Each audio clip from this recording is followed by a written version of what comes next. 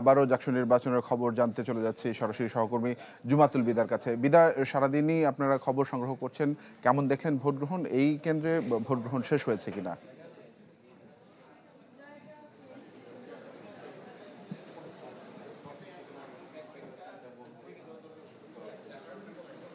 ঠিক এই মুহূর্তে আমরা রয়েছে জিয়া যেই হল রয়েছে সেই হলের কেন্দ্রে, এবং কেন্দ্রটি কিন্তু ঠিক 5টা 3 মিনিটে এটির ভোট গ্রহণ কার্যক্রম শেষ হয়েছে।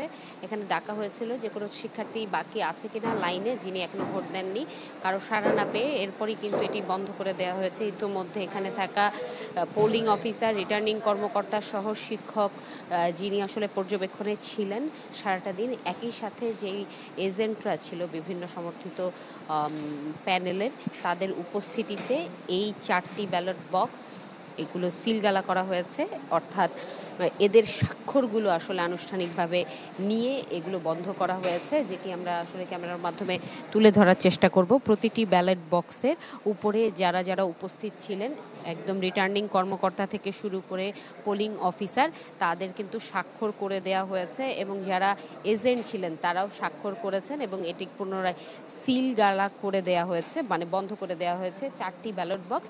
কিছুক্ষণ পর এটি আসলে নিয়ে যাওয়া হবে সিনেট ভবনে, এবং এজেন্টদের উপস্থিতিতেই গণনা কার্যক্রম অনুষ্ঠিত হবে বলে আমাদেরকে জানানো হয়েছে। শেষ সময়ের যেই অতিরিক্ত কাগজ কিংবা যারা আসলে ভোট দিয়েছেন তাদের যেই পরিচয়ের যে কাগজগুলো, এগুলো গণনার কাজটুকু সম্পন্ন করছে রিটার্নিং কর্মকর্তা, এবং রিটার্নিং কর্মকর্তা সহ পোলিং অফিসার সারাদিনের যেই অন্য কাজগুলো রয়েছে সেগুলো সম্পন্ন করছেন, সেগুলো গণনার কাজগুলো করে যাচ্ছেন।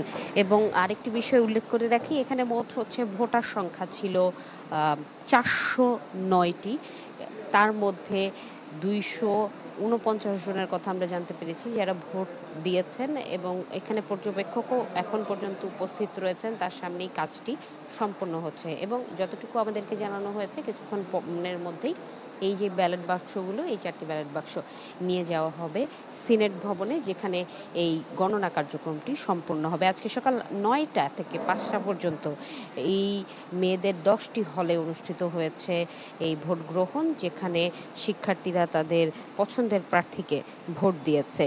এবং জাকসুর মোট যেই একটু যদি উল্লেখ করে রাখি, মেয়েদের যেহেতু হলের কথা বলেছি, 21টি মেয়েদের যেই 10টি আবাসিক হল রয়েছে সেখানে 150টি পদে বলা চলে যে 59 জনের মতো পদে কোনো প্রার্থী ছিল না, একজন করে প্রার্থী ছিল 67টিতে, এবং 20টি পদে ভোট হয়েছে হল, আর 25টি যেই পদ রয়েছে সেই পদগুলো ছিল কেন্দ্রীয় সংসদের। এই ছিল আমার কাছে এই সেন্টার থেকে সর্বশেষ।